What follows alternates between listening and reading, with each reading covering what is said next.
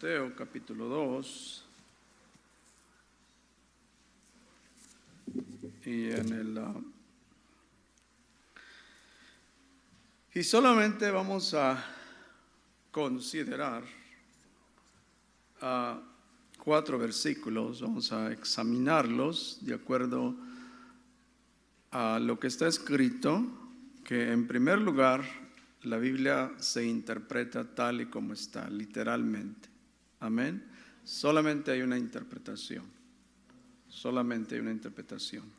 Entonces, de acuerdo a lo que está escrito, entonces así vamos a comunicar esto y pedir al Señor que Dios hable a nuestros corazones. Exhorto ante todo a que se hagan rogativas, oraciones, peticiones y acciones de gracias por todos los hombres, por los reyes y por todos los que están en eminencia, para que vivamos quieta y reposadamente en toda piedad y honestidad. Porque esto es bueno y agradable delante de Dios nuestro Salvador, el cual quiere que todos los hombres sean salvos y vengan al conocimiento de la verdad. Vamos a orar. Padre, creador del cielo y de la tierra, en esta tarde venimos ante ti, esta congregación, templo, fuente de vida. Venimos con un deseo de amarte, de buscarte, deseamos tu presencia, deseamos tu espíritu, oh Dios, y deseamos que tú hables a nuestros corazones. Reconocemos, oh Padre, nuestra mucha necesidad de ti, oh Dios. Reconocemos también nuestro estado pecaminoso. Perdona nuestras iniquidades, borra nuestras rebeliones y pedimos que sea el Espíritu Santo quien hable a nuestras vidas, Señor. Te damos muchas gracias por este momento que tú nos permites venir, Señor, aquí a adorarte y bendecirte con libertad, Señor. Te damos gracias, oh Dios, en tu nombre Jesús. Amén. Pueden sentarse. Es Dios quien nos da no es el Estado quien nos da el derecho de congregarnos o de adorar al Señor. La libertad de oración viene de Dios. No importa si un Estado, si un gobierno impide o tiene leyes que prohíben a las iglesias reunirse en un lugar como esto. Es Dios quien nos da la libertad. Aunque los gobiernos prohíban y todo eso, no importa, a nosotros es Dios quien nos da el derecho, quien nos da esa libertad para adorar, para bendecir su precioso nombre. Amén. Nada de eso nos debe de impedir. Hay países en el Medio Oriente donde sí son perseguidos y es difícil para ellos adorar abiertamente al Dios único, al Dios verdadero, por las leyes, a veces por las religiones que gobiernan estos países, y son maltratados, y siempre a Dios gracias por pertenecer a este gran país de Estados Unidos, que el Señor es Dios nuevamente quien nos ha dado esa libertad, y gracias a Dios por nuestros gobernantes, que en el principio, nuestros patriarcas o los fundadores de esta gran nación, ellos fueron temerosos de Dios. El presidente George Washington, él leía la Biblia, él decía que era imposible gobernar a una nación sin Dios y sin la Biblia. Entonces, gracias al Señor que nosotros tenemos esa libertad que viene del Espíritu Santo. Amén. Ahora continuamos aquí, hermanos, mirando esta epístola de San Pablo a Timoteo, y podemos decir que hay 2 propósitos se les llama lo que es primera y segunda de Timoteo y Tito. Estas se les llaman las epístolas pastorales. Todos digan epístolas pastorales.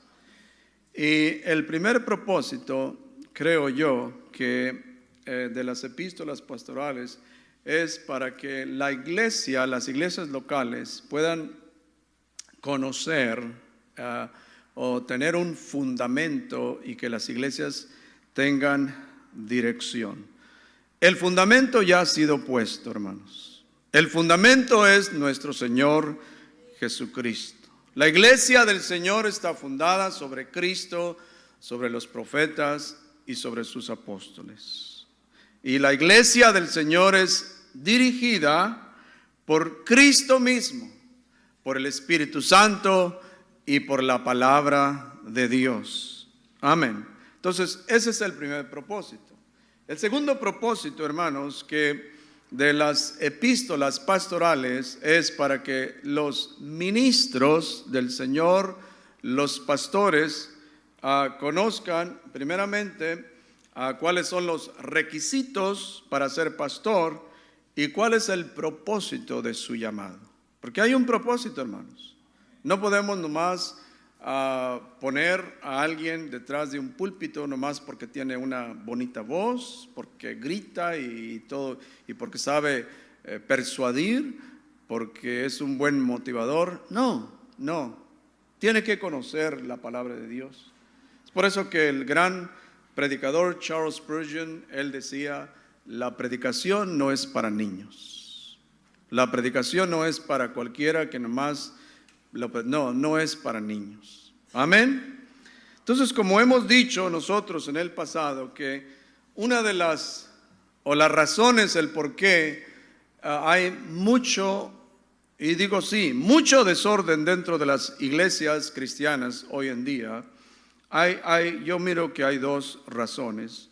Número uno es, primero, porque el ministerio o los ministros desconocen la naturaleza de la iglesia.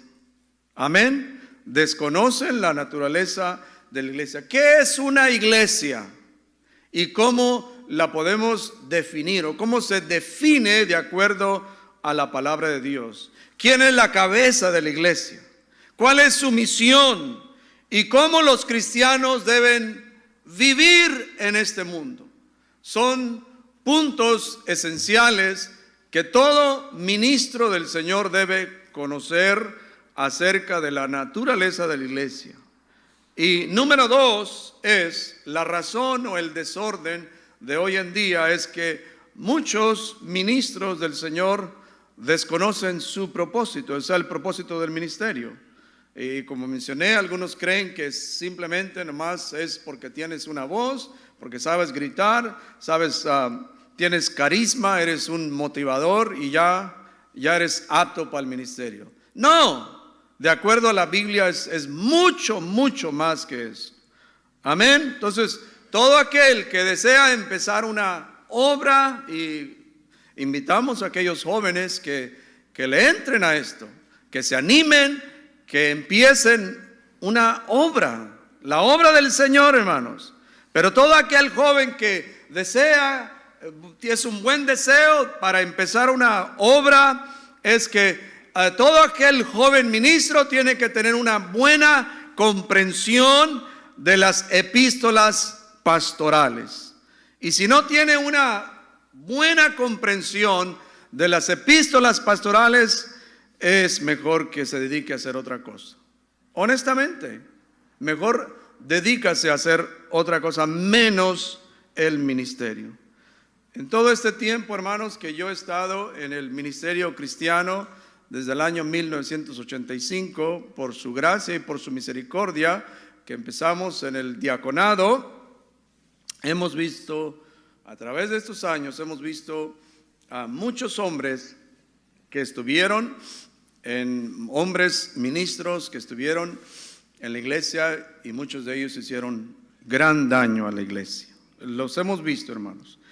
Y nuevamente creo que las dos razones principales es porque nuevamente desconocen la naturaleza de la iglesia y desconocen todo lo concerniente al ministerio y las características de un ministro. Es por eso que Pablo, el apóstol, quería que Timoteo conociera muchas cosas concernientes a la iglesia del Señor. Mire allí en capítulo 3, 1 Timoteo 3:15, dice, para que si tardo, dice Pablo, si tardo, dice, sepas cómo debes que. Entonces Pablo quería citarlo para que tú sepas cómo debes conducirte. ¿Dónde? En la casa de Dios. Timoteo era un joven pastor que tenía que saber cómo conducirse en la casa de Dios. Timoteo tenía que saber cómo tratar a los jóvenes dentro de la casa de Dios, cómo tratar a las ancianas, a los ancianos, cómo tratarlos. Timoteo tenía que tener el cuidado de, al poner a hombres al ministerio, de no apresurarse. Timoteo tenía que corregir las cosas que no estaban bien dentro de la iglesia del Señor. Timoteo tenía que saber, tenía que predicar la palabra, y que había momentos donde Timoteo tenía que redarguir, tenía que reprender, tenía que exhortar. Ahora, queridos hermanos, en ninguna manera yo pretendo conocer todo lo concerniente a la iglesia y el ministerio, en ninguna manera.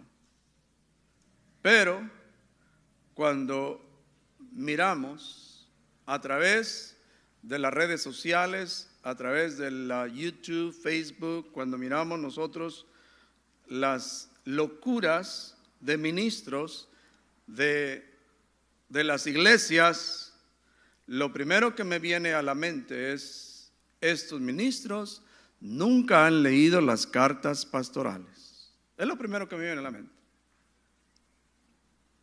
Amén. Bueno, no hay muchos amén, pero esa es la realidad. Es lo primero, y hay muchas locuras, hermanos. Ahora miremos allí el apóstol, donde a nosotros nos exhorta, nos anima, y nos anima a que, dice, a que se hagan rogativas, oraciones, peticiones, acciones de gracias. ¿Por quién? Por todos los hombres. En la ciudad de Éfeso, donde Timoteo estaba pastoreando, había toda clase de hombres, hermanos. Había políticos, filósofos, agnósticos, gente que tenía profesión, como gente sin profesión, hombres ricos, pobres, cristianos, judíos, gente común. Había de todo, hermanos. Toda clase de hombres. Entonces aquí el apóstol Pablo le da el mandato a orar. Un mandato a orar. Porque la voluntad de Dios es que todos estos hombres se salven. Amén. Eso es lo que debe de desear nuestro corazón, es que mirar a todos los hombres que vengan al conocimiento. Dios quiere que todos se salven. Amén. Pero no todos se van a salvar. No todos se van a... Más bien la realidad es que la mayoría, y es una triste realidad, que la mayoría se va a perder. ¿Por qué lo digo? Porque Cristo lo dice. Cristo dijo, porque ancha es que es la puerta y espacioso el camino que lleva a la perdición, dice, y muchos son los que entran por ella. No dice pocos, aquí dice muchos entran por ella. Y antes, queridos hermanos, de conocer a Cristo, nosotros estábamos en ese camino espacioso. Pero Cristo nos salvó. Cristo tuvo misericordia de nosotros. Cristo nos rescató de las garras del enemigo. Y ahora declaramos que Cristo es nuestra vida, que Cristo es el todo para nosotros, que para nosotros el vivir es ¿qué? Es Cristo. Y si morimos en Cristo ganamos. No nos avergonzamos, hermanos. No nos avergonzamos. Ahora, Dios quiere que todos respondan al Evangelio. Pero nuevamente, muchos lo van a rechazar. La gente se salva mediante la predicación del Evangelio. La gente se reconcilia con Dios ¿por medio de qué? ¿Cómo se reconcilian con Dios? Por medio del Evangelio de Cristo. Hay una reconciliación. El Evangelio reconcilia a la gente. Y el trabajo de la iglesia es predicar el Evangelio para que los pecadores se reconcilien con Dios. Pero, todos digan pero la predicación no será efectiva a menos que se ore por la predicación. O sea, tiene que ser acompañada, o sea, la predicación acompañada con oración. Es por eso cuando leemos en el libro de los Hechos, los apóstoles, podemos decir que ellos definieron su ministerio. Dos cosas, ¿qué? ¿Y nosotros qué? ¿Persistiremos en qué? ¿En las mesas? ¿En hacer programas? No, los apóstoles definieron su ministerio en dos cosas: la predicación de la palabra y la oración. En la oración y en el ministerio de la palabra, esas dos cosas nosotros los ministros nos debemos de ocupar. Pero a veces nos ocupamos en otras cosas. Y por eso los hermanos sufren. Amén. Bueno, pero es la realidad.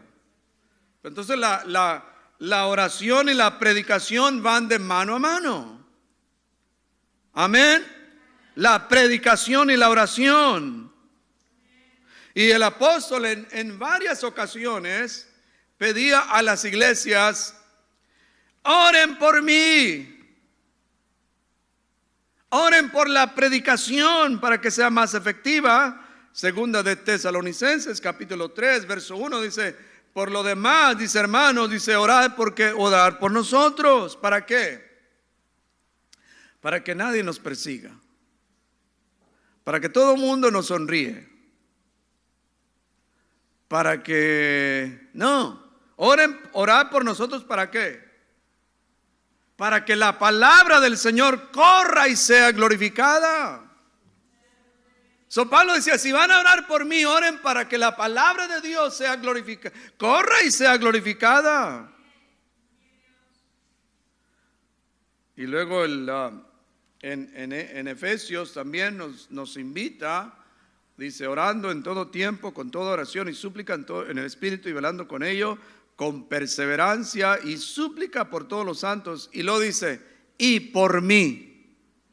Iglesia, dice, oren por mí, a fin de que al abrir mi boca me sea dada palabra para quedar bien con todo mundo, para impresionar a la gente. No, que esa palabra me sea dada, dice, para dar a conocer con denuedo el misterio del Evangelio. Qué precioso, ¿no? Qué hermoso. Pidiendo: oren por mí, que cuando yo abra la boca no diga barbaridades, sino que hable la palabra de Dios. Es lo que nosotros debemos estar orando por los ministros, por los hermanos que predican detrás del púlpito, que toman el tiempo, se preparan, oran, examinan. Siempre oremos para que cuando ellos se paren detrás de el púlpito, que ellos hablen la palabra de Dios. Que nunca vengan y expresen sus opiniones y tantas cosas. No, que se paren de aquí detrás del púlpito y es todo, que suelten la palabra. Eso es todo. Suelten la palabra. Amén. La iglesia del Señor debemos orar. continuamente, continuamente. Amén. Que presenten la palabra bien, que sea interpretada correctamente, que cada ministro examine su contenido, que la presentemos fielmente. Ahora, el apóstol Pablo, él tenía mucho conocimiento del evangelio. El evangelio que él lo recibió ¿de quién? Por revelación del Señor. Él sabía cómo presentarlo, sabía persuadir. Era un excelente expositor de la palabra de Dios. Pero le manda a Timoteo que haga la oración una prioridad. Una prioridad. Ahora, hermanos, para su información, los días sábados tenemos oración. Los días sábados tenemos oración a las 7 a.m. de la mañana. Y quizás le vamos a añadir otro día más, primeramente Dios, porque estamos muy necesitados, hermanos, de pedir a Dios que necesitamos un despertamiento espiritual en la congregación. Individualmente, mi familia, nuestra iglesia, necesitamos un despertamiento espiritual. ¿Y por qué? Porque hemos dejado de orar. Yo sé que algunos de ustedes han escuchado esta frase de que yo no sé quién lo dijo, pero suena muy bien. Dice, en el libro de los Hechos se oró por 10 días, se predicó un sermón y 3,000 se convirtieron. Oraron, predicaron un sermón, resultado, 3,000 se convirtieron. Hoy en día se ora 10 minutos, se predican por 10 días y se convierten 3. ¿Cuál es la diferencia ahí? Poca oración, alguien dijo, poco poder. Mucha oración, mucho poder. Nada de oración, nada de poder. Amén. Ahora, ¿se recuerdan cuando Jesús, nuestro Señor Jesucristo, entró al templo? Amén, ¿se recuerdan? Al Señor no le gustó lo que vio allí. En el templo, ahí se vendía, ahí se compraba, hacía negocios. Muchos de los religiosos era una fuente de ganancia allí. Era un buen negociazo para ellos. Los religiosos, los sumos sacerdotes, los escribas, ellos se beneficiaban porque cambiaban lo que es para las ofrendas. Ahí se hacían todos los cambios dentro del templo. Y al Señor, cuando llegó al templo, Él se molestó mucho. Y mire lo que dice en Mateo 21:13, dice, escrito está, dice, mi casa de oración será llamada, dice, mas vosotros, o sea, los religiosos, la habéis hecho cueva de ladrones. Queridos hermanos, yo creo que sí necesitamos tener celo por la casa de Dios. Amén. Necesitamos tener celo por la casa de Dios. Necesitamos orar más en la casa de Dios. Quizás menos cantar y más orar. Menos cantar y más orar. Pedir al Dios del cielo que Dios se mueva. Bendito sea su nombre. Ahora, miremos los diferentes aspectos de la oración. Que aquí el apóstol Pablo menciona rogativas y luego tiene una coma, ¿no? Y luego oraciones y luego coma. Peticiones y acciones de gracias. Vamos a tratar de explicar. Entonces las rogativas, que en griego está la palabra desis, que es rogar, es suplicar. Que significa satisfacer una necesidad. Entonces toda oración empieza con un profundo deseo en nosotros. Amén. O sea, hay una convicción que nosotros no podemos lidiar con los muchos problemas de esta vida. Y eso nos lleva a pedir, a rogar a Dios, para que Dios intervenga por nosotros. O sea, eso nos lleva, hay un deseo en nosotros, no podemos lidiar con los problemas de este mundo. Entonces nos lleva a rogar al Dios del cielo. ¿Se recuerdan cuando Salomón, en la dedicación del templo, miremos allí en el segundo libro de Crónicas, capítulo 6, verso 29, 31, y nos dice, y hay mucho que aprender de esta oración.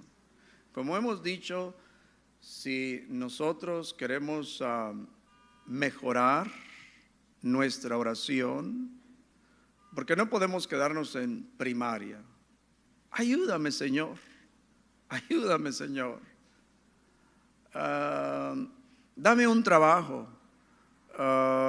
Ayúdame con mi vecino. Y nomás nos quedamos en esa primaria, ¿no? No, tenemos que escalar, tenemos que mejorar, tenemos que madurar en la oración. Amén.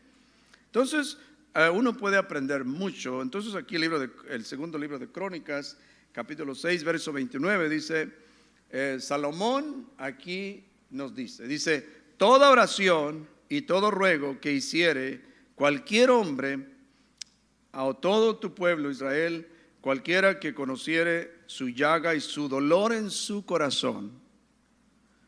Y lo dice, si extendiere sus manos hacia esta casa. Ahí Salomón nos está enseñando, ¿no? Hay dolor, hay aflicción, extiende tus manos a esta casa.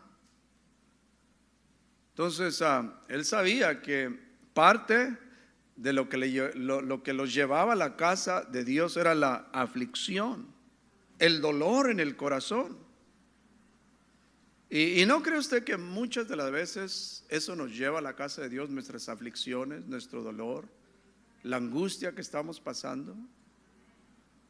Porque de repente, y no es malo, y bienvenidos, hay hermanos que por allá una vez al año llegan al cuarto de oración. Y luego uno se pregunta, ¿qué aflicción estará pasando? ¿Qué dolor? Lo corrieron del trabajo, la esposa lo corrió quizás, le advirtió que si no cambia, y pues eso lo llevó, ¿no? La angustia, el dolor. No es pecado, no estamos diciendo que está mal, ¿ok? Está bien, ¿no? Así se empieza, ¿no? Pero mire lo que dice allí. En el versículo 30 dice, y lo dice Salomón, dice, tú oirás desde los cielos, desde el lugar de tu morada, y lo dice, y perdonarás. Qué precioso, perdonarás. Que el Señor perdone nuestros pecados, amén. Y perdonarás y darás, dice, y darás a cada uno conforme a sus caminos, habiendo conocido su corazón, porque solo tú, dice Salomón, conoces el corazón de los hijos de los. Entonces, hermanos, Dios escucha las aflicciones. Dios mira nuestro dolor. Dios quiere ayudarnos, hermanos. Es un Padre celestial. Dios te quiere ayudar. Nos quiere ayudar, nos quiere bendecir. Pero el siguiente versículo, ahí nos dice cuál era el fin de esta oración. Porque hay un fin de todo esto. Mira el versículo 31, dice, para que te teman.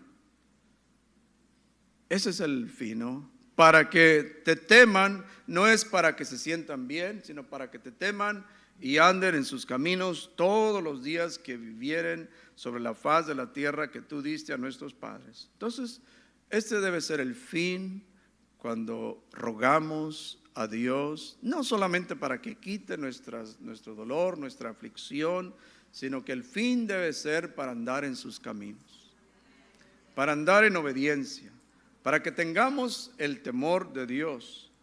Amén. Ahora, el apóstol Pablo aquí ahora dice, después de rogar, y lo dice oraciones, que oraciones simplemente es una conversación con Dios. Todos digan, una conversación con Dios. Es lo que hacemos, no estamos conversando con el Dios del cielo. Entonces, la oración es algo muy personal.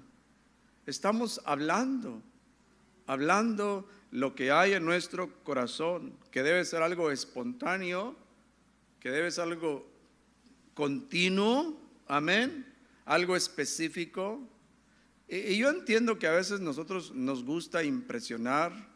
Si le decimos, hermano Pedro, dirige la oración, amantísimo Padre Celestial, y empezamos con esas palabras, ¿no? Porque nos gusta impresionar a la gente y inmediatamente cambiamos la voz. Amén. Como que no están aquí hoy, hermanos. No es para impresionar. No podemos impresionar a Dios. Sí, nos gusta impresionar a la gente. Ahora, a los fariseos y los escribas, a ellos sí les gustaba impresionar a la gente. Les encantaba hacer cosas delante de la gente. Les encantaba ofrendar en público. Amén. Les encantaba quedar bien con todo mundo. Usted conoce a gente así que eso es todo, normal, les encanta quedar bien con todo mundo. Amén.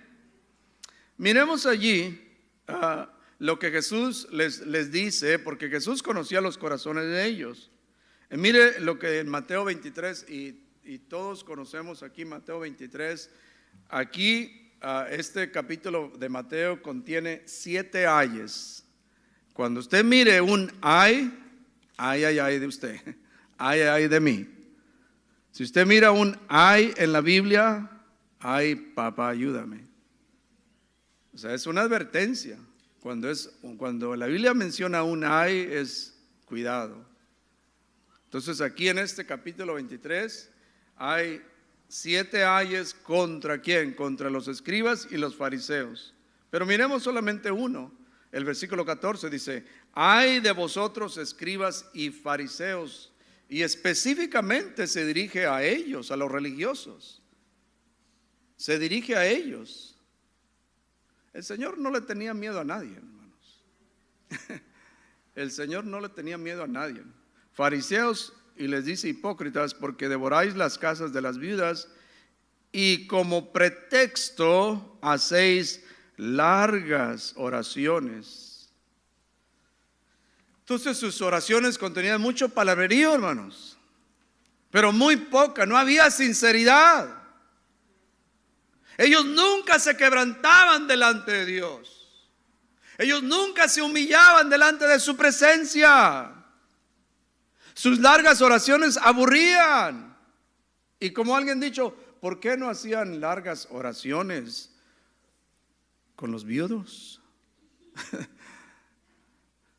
¿Por qué no hacían largas oraciones delante de ellos? ¿Por qué de las viudas nomás? Porque les gustaba impresionar. Amén. Y luego, número 3, el apóstol Pablo nos dice de peticiones. Entonces digan peticiones, que en latín es petitio, que es pedir un favor o la acción de pedir, solicitar a alguien que haga algo. Una petición. Amén. Y un buen ejemplo es Nehemías. Nehemías, él se presentó delante del rey. Tenía una petición delante del rey. Y luego el rey le hace una pregunta en Nehemías 2:4 y le dice, ¿qué cosa pides? ¿Qué cosa pides? Y lo dice, ahora, petición, y luego Nehemías dice, entonces, ¿qué hizo Nehemías? Oré. Le presenté una petición, ahora voy a orar para que esa petición, para que Dios intervenga en su mente, en su corazón y cambie su pensamiento del rey. Amén. Esa es mi petición, ya se la he presentado. Ahora voy a orar. Oró al Dios de los cielos. Y luego el verso 5 dice, y le respondí. Y luego aquí está, dice, si le place al rey. Mire cómo se dirige Nehemías. Con humildad, con respeto al rey. Él reconoció la autoridad. Si le place al rey y tu siervo ha hallado gracia delante de ti, envíame a Judá. Y yo puedo ver a Nehemías con ese quebrantamiento y pedir a Dios, que Dios al rey, para que dice, envíame a Judá, a la ciudad de los sepulcros de mis padres, y la reedificaré. Eso es importante, hermanos, cómo nos acercamos al Rey de Reyes. Amén. Con reverencia, con respeto. Señor, si es de tu voluntad, este es mi deseo, Señor, pero que sea hecha tu voluntad, oh Dios. Esto es lo que yo quiero, pero Señor, que sea hecha tu voluntad. Que seas tú quien dirija todo esto. Quizás sí, esto es lo que a mí me gusta, lo que yo quiero, pero tú conoces todas las cosas. Si no te place a ti, si no es de tu deseo, sea hecha tu voluntad. Sea hecha tu voluntad. Por eso, hermanos queridos, y lo vuelvo a repetir, y aquellos ministros que están, yo declaro, están mal. No hay tal cosa en la Biblia de declarar de esa manera. No hay, usted no va a encontrar absolutamente nada de que los ministros, los profetas, los apóstoles, yo declaro. Sí, se escucha muy impresionante. No es bíblico, hermanos. No es bíblico declarar. Amén. Sí, la palabra, no tenemos problema en la palabra declarar, pero tiene su sentido, tiene su lugar. No, nuevamente, la palabra es bíblica, sí, pero tiene su lugar. Tiene su lugar. Ahora dice acciones de gracias. Todos digan acciones. Y hermanos, cada mañana nuestro día debe empezar dando gracias a Dios. Yo espero que ustedes lo hagan, hombres, mujeres, jóvenes, que cada mañana nosotros empecemos nuestro día. Gracias por un nuevo día. O antes de levantarse y en su cama y usted ya sonó la alarma y gracias por un nuevo día, Señor. Gracias porque puedo respirar, gracias por mi esposa, por mis hijas, gracias por un nuevo día. Porque es Dios quien se mueve, es Dios que está moviendo este planeta Tierra. No hay tal cosa de madre naturaleza. ¿Qué es eso? Mother nature. What is that? There's no such thing as mother nature.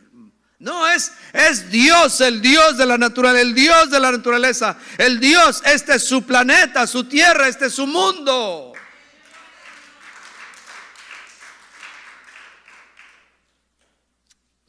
Nuevamente es lo primero que debemos de expresar a Dios cuando lleguemos a la casa de Dios, hermanos. Entrar por sus puertas, ¿qué dice? Regañando y ¿por qué aquí? ¿Por qué allá? ¿Y por qué llegan a tarde los hermanos? ¿Y por qué bla, bla, bla, bla, bla, bla, bla? No, hay que llegar con agradecimiento, hermanos. Gracias porque estoy aquí en este lugar. Gracias por los músicos, gracias por el pastor que predica más o menos, pero ya está, que Dios lo ayude. Que Dios lo ayude. Amén, acepto eso. Pero agradecimiento. Por eso cuando estuvo el COVID dijimos dos cosas. ser agradecidos y no se queje. La gente se quejaba y maldiciendo y no, hay que ser agradecidos, hermanos. Agradecidos por lo que el Señor hasta ahorita nos ha dado. Agradecido por el esposo que usted tiene. Oh, que si tan solo hubiera ganado más dinero, y que si mi esposo fuera así y más amoroso, y que si mi esposo... No, dele gracias a Dios por el esposo que usted tiene. Porque hasta ahorita Él no la ha abandonado. Hasta ahorita ha sido fiel. Dele gracias a Dios. Ahora Pablo a los Efesios, por eso en Efesios 5:20 dice, dando siempre gracias por todo al Dios y Padre en el nombre de nuestro Señor Jesucristo. Si hay alguien que siempre expresaba un agradecimiento a Dios, era Pablo. Por eso el día de ayer que venimos aquí, el hermano Martín y yo, y había el arcángel Miguel y Gabriel y otros allí, y estábamos pintando más él y yo,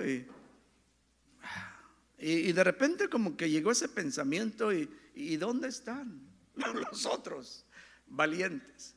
Pero después dije, gracias por cada uno de los hermanos que han venido, que han trabajado duramente. Honestamente, digo, gracias a Dios por cada uno de ellos, que no reciben ni un centavo. A un joven, Tyler, le dije, Tyler, tú puedes estar ganando dinero ahorita, pero mira, estás aquí. Dije, thank you so much. Yeah, I mean, y sí, gracias a Dios, hermanos. Gracias a Dios por lo que el Señor ha hecho, hermanos. Ahora miremos al siguiente, versículo 2. Ahora, el apóstol Pablo dice, orando por los que están en ¿qué? En eminencia, dice, por los reyes y por todos los que están en eminencia, para que vivamos quieta y reposadamente en toda piedad y honestidad. Entonces el apóstol Pablo nos aconseja que oremos por nuestros gobernantes, las autoridades que nos gobiernan. Tenemos que saber que en el tiempo de Pablo, Nerón, el emperador Nerón, él gobernaba. Nerón era un hombre sanguinario, hombre cruel. No tenía temor de Dios. Se oponía a los cristianos. Pero a pesar, sabiendo Pablo quién gobernaba allí, sabiendo aún así orar por los que están en eminencia. Amén. En Estados Unidos tenemos un presidente que no tiene temor de Dios. No tiene temor de Dios. En California tenemos un gobernador que no tiene temor de Dios.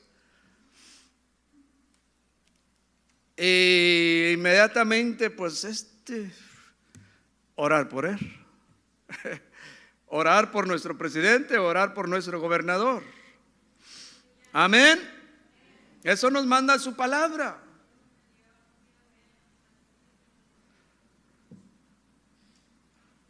Hace muchos años un hermano viene y dice, por Fidel Castro ni siquiera es un hombre cruel y bla bla bla, un hermano cubano, y dije, bueno, pues no importa que no estés de acuerdo y todo eso y qué ha hecho, pero la Biblia nos manda a orar por ellos. Orar por ellos. Qué bendición fuera para nosotros tener un líder que tiene temor de Dios. Pero por la mayor parte de los líderes, los reyes, los presidentes no tienen temor de Dios. En el libro de Eclesiastés encontré unos versículos muy Eclesiastés 10:16 dice, hay un ay y hay una bienaventuranza. Y mire lo que dice Eclesiastés 10:16.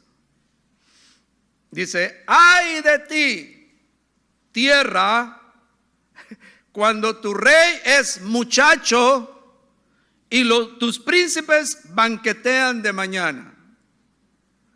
Es por eso que no es sabio poner a jóvenes que gobiernen.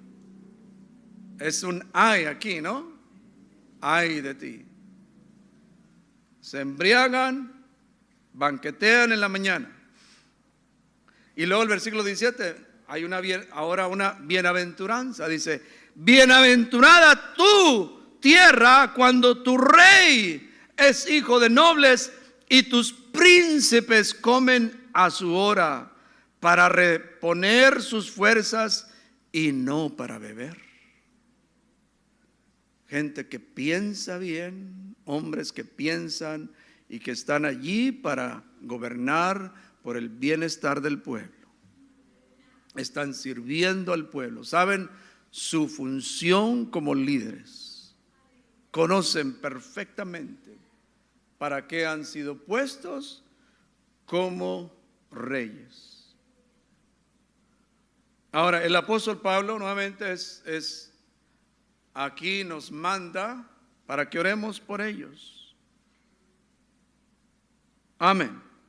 Y por eso la Biblia dice que bienaventurada la nación cuyo Dios es Jehová.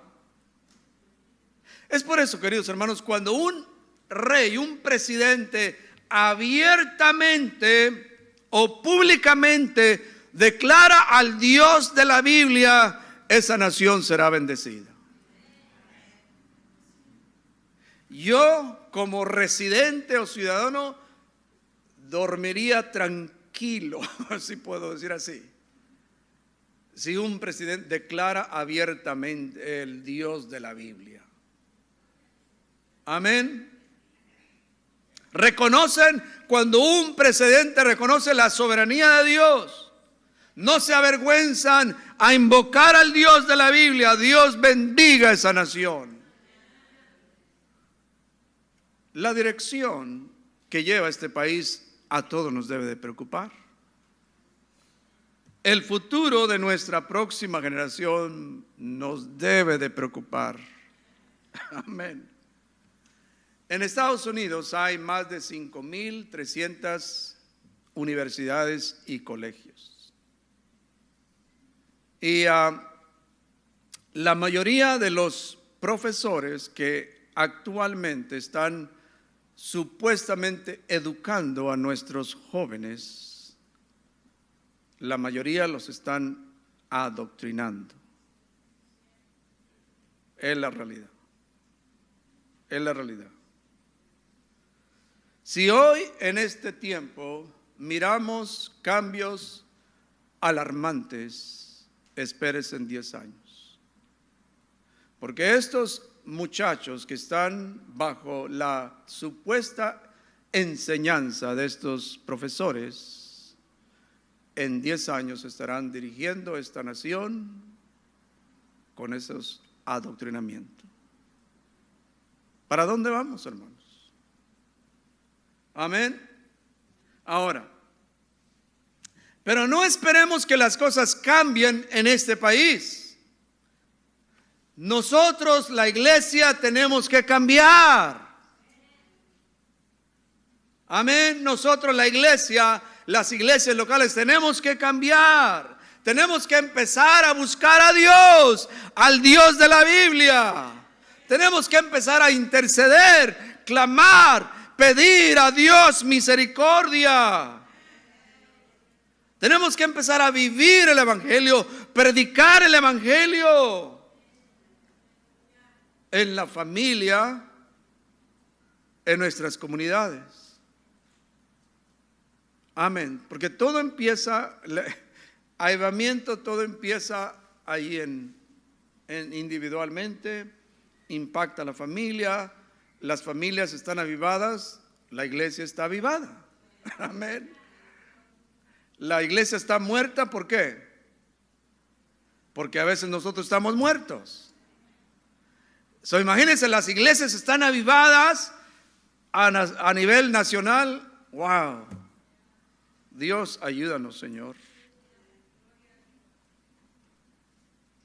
Todos queremos ver cambios en nuestra organización, la Asamblea Apostólica, pero la realidad es que el presidente Felipe Salazar y la mesa directiva, ellos no pueden cambiar la asamblea.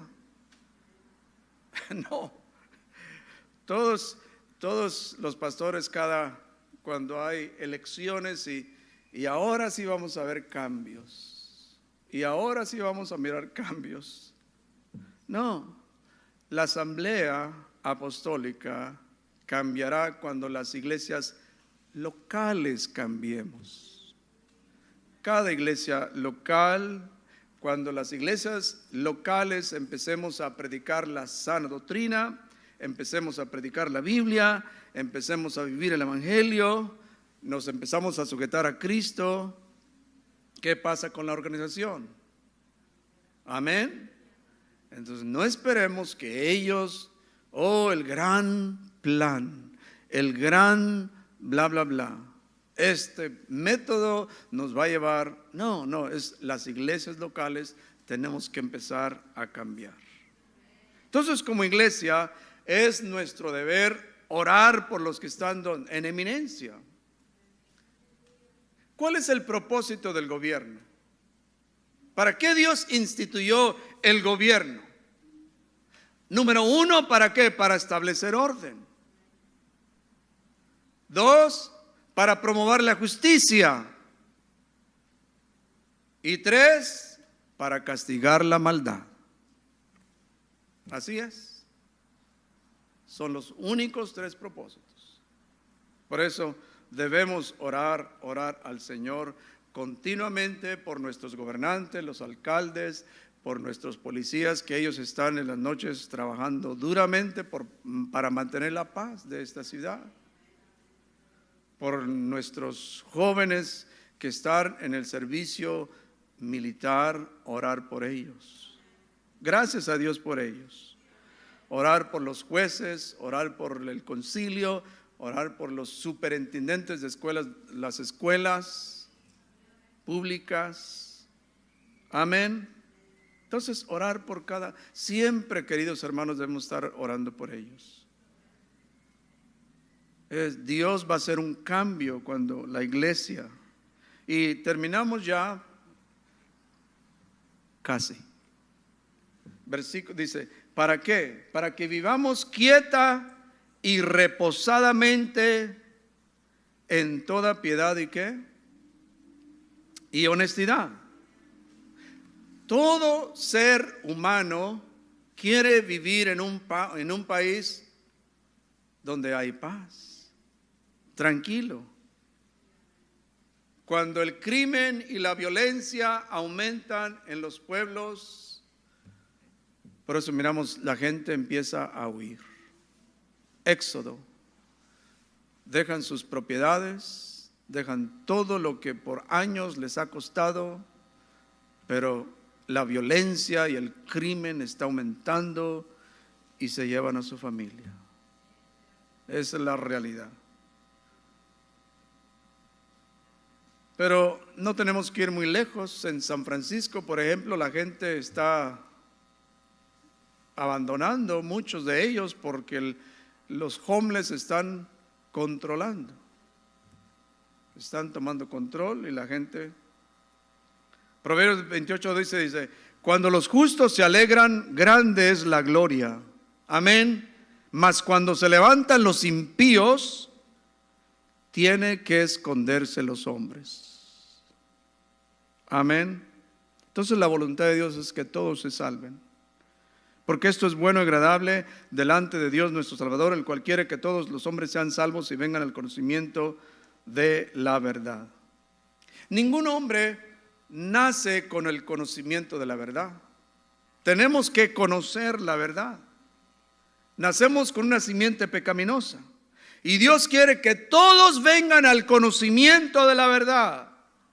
¿Y cuál es la verdad? ¿De qué verdad está hablando Pablo? La verdad de un Dios verdadero, el conocimiento de un Dios verdadero. el conocimiento del Hijo de Dios, el conocimiento del Evangelio, el conocimiento del Salvador del mundo. Estemos de pie.